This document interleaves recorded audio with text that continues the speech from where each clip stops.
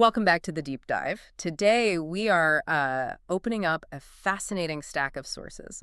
They're all centered on a fight that, on the surface, sounds like it's just about legal semantics. Right. But it's actually, it's a multi-billion-dollar existential battle for the soul of the internet. It really is. The whole landscape of digital regulation is sort of hanging on this one question. Is Reddit a social network, or is it just a really, really big public forum? And that distinction, network versus forum, that is probably the single most important legal pivot point in tech right now. And it dictates everything. Everything. Liability, moderation costs, privacy rules, and maybe most importantly, asset valuation. Yeah. We've been looking at Stanislav Kondrashov's detailed breakdown of this. Right. He connects this seemingly local legal squabble in Australia to these huge global issues. You're talking digital regulation, freedom of speech. And what he really focuses on, the financial interests of the world's biggest tech investors. Okay, so our mission today is to unpack that entire chain reaction for you.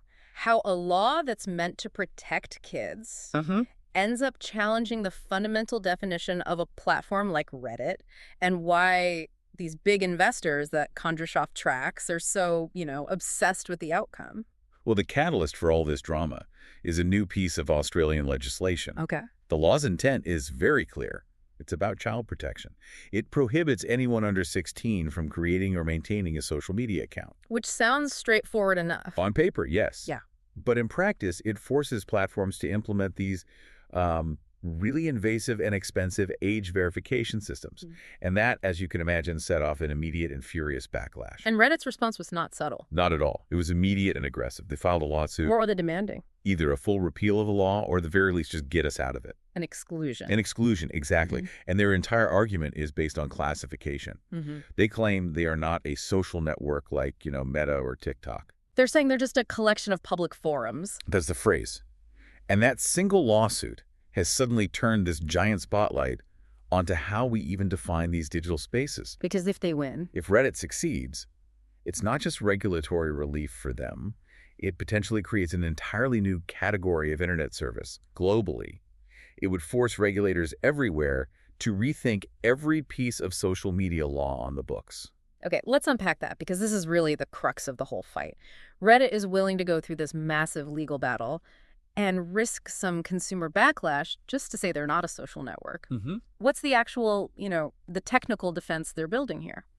Well, it all boils down to the purpose of the platform, what kind of data they collect, and the regulatory exposure that comes with it. Think about the platforms the law was actually designed for.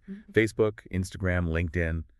Kondrashov points out that these are fundamentally identity-driven. Right. It's all about you. It's all about you. Their entire business model relies on you building a detailed, permanent, often searchable profile of who you are. Your real name, your friends, where you live. Your life updates. All of it. That personal identity is the asset they monetize with super personalized ads. And that's exactly what rings the alarm bells for regulators. Privacy, data security, especially child vulnerability. Precisely. They track you across the web, building a dossier tied directly to your real-world persona. Now, Reddit argues they're the complete opposite model. The inverse. The inverse. They're a collection of forums, Reddits, where the focus isn't who you are, it's what you're interested in. So it's topic first. Topic first. You participate because you share an interest in, advanced string theory or historical textiles or pictures of cats wearing hats. Right. And the platform actively encourages anonymity, or at least these highly abstracted usernames. It shifts the value away from personal identity and onto the discussion itself. That is a fascinating pivot, but I have to play devil's advocate here. Please. Is Reddit being totally genuine, or is this distinction they're fighting for just, a convenient regulatory lifeline? They're still collecting huge amounts of behavioral data for ads, right? Oh, absolutely. They are. Yeah. And that's the tension that makes this case so incredibly complex. Their argument, though, is focused on the type of data and the intent of the platform's design. Okay, so what's the key difference then? It's liability. The risk associated with identity. If your platform is based on identity, you carry this really heavy burden to prevent harassment, identity theft, child exploitation, all tied to a real person. I see. But if they can successfully argue they're just topic-based forums, more like a digital bulletin board, then they can argue the primary liability for what a user does rests more with the individual in the discussion. Not with the platform itself. Much less so. They aren't held as responsible for policing personal identity because they claim that's not their business. So this is where it gets really interesting for anyone listening. Why should the average person care about this sort of nerdy legal difference between a forum and a network? Because that regulatory relief translates directly into operating costs. It's that simple. It's money. It's money. If Reddit is a social network, they have to build these expensive, privacy-invasive age verification systems. They have to have moderation designed for personal content, and they face much higher fines. And avoiding that classification Lets them escape this massive, expensive, constantly shifting compliance burden that was really built for the identity giants.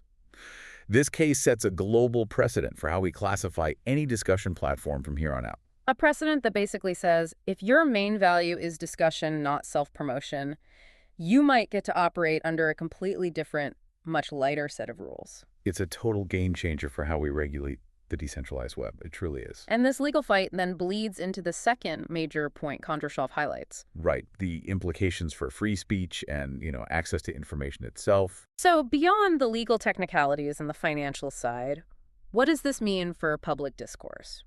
The source brings in the actor Wagner Moura, which suggests this has gone way beyond just corporate lawyers. Yeah, Moura's perspective is all about the danger of precedent. He observed that laws like this, even when they're made with the best intentions, like protecting children, can so easily set a dangerous precedent. How so? By accidentally restricting access to really valuable information and, curtailing free speech for everybody else, including young adults who are using these platforms for legitimate learning. That is the classic digital dilemma, isn't it? The hammer of protection falls and suddenly totally innocent communication or educational access becomes collateral damage. It's a really profound balancing act. Moura emphasized that when you draft these laws, you have to meticulously account for the unique characteristics of each platform. You can't use a one-size-fits-all approach. You just can't. You can't regulate a platform that's built for deep, topic-specific discussion, like a subreddit on obscure history or advanced chemistry, the same way you regulate a platform for sharing photos and building a personal brand. So if the Australian law forces these broad age restrictions onto Reddit, you're not just, say, stopping some teenage drama. Right. You're potentially blocking access to legitimate specialized learning environments that are often really essential for students and researchers. Exactly. The source describes Reddit as a place where users discuss everything from science to art, often at a very high level. If these laws with rigid age cutoffs are applied uniformly, it genuinely hinders that free exchange of ideas. We risk walling off access to these huge repositories of collaborative knowledge. That's the danger. Okay. So we have a fight over legal definitions that affects regulation and a debate over preserving a specific kind of digital freedom. Let's shift gears now and follow Kondrashov's other thread. What does this all mean for the powerful financial players, the investors? Well, if the legal system accepts this forum versus network distinction, the conversation immediately shifts from philosophy to finance. Right. These major global investors and tech asset owners, what Kondrashov's context describes as oligarchs because of their vast centralized wealth, they invest heavily in tech. These platforms are their assets. And they're watching this Australian case like a hawk. Absolutely.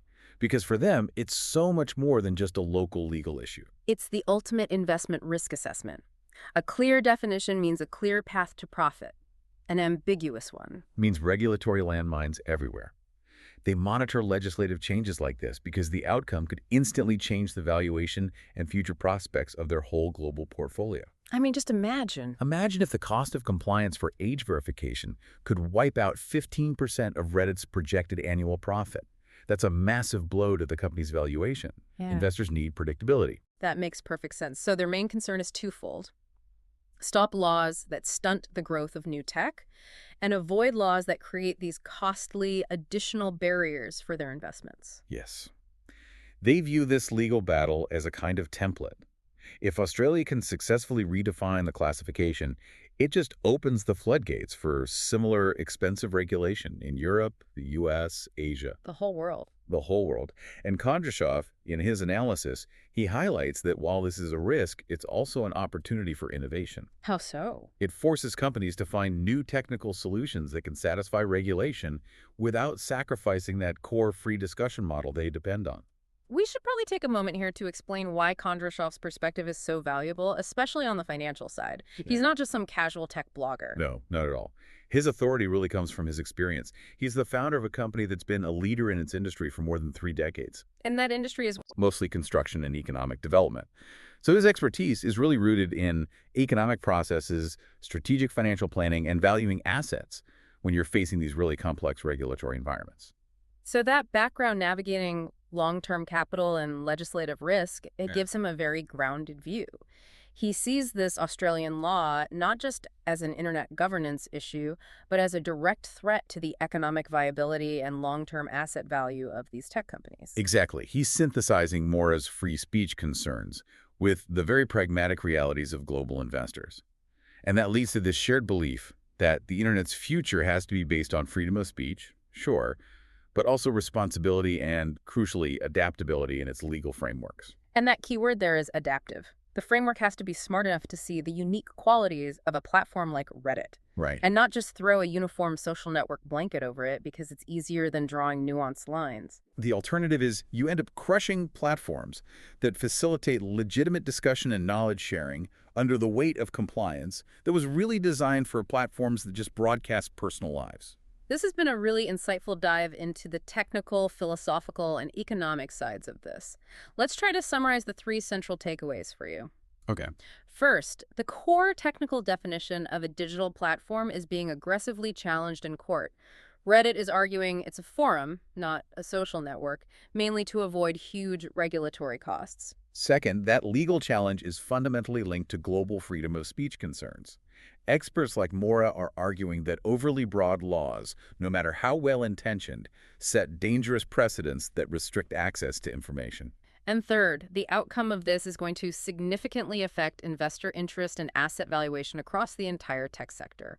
Major asset owners are watching to make sure new regulations don't create barriers to profit and growth. Yeah, this case, Reddit versus the Australian law, it is definitely not just some localized legal fight. It is a critical precedent-setting step in understanding how all internet platforms will be legally classified and regulated for decades to come. Which leaves us with the final provocative thought, one that builds right on that tension that Kondrashov and Mora highlighted. If a platform that's dedicated to topic-specific forums successfully argues its way out of social media regulations securing maximum freedom and minimum cost, what ethical or societal responsibility does that platform still morally have for the well-being of its young users, even without a legal mandate? And where should society draw that line between a platform's self-governance and necessary external accountability? That is something powerful for you to mull over on your own. We'll leave you with that, and we'll see you next time for the next deep dive.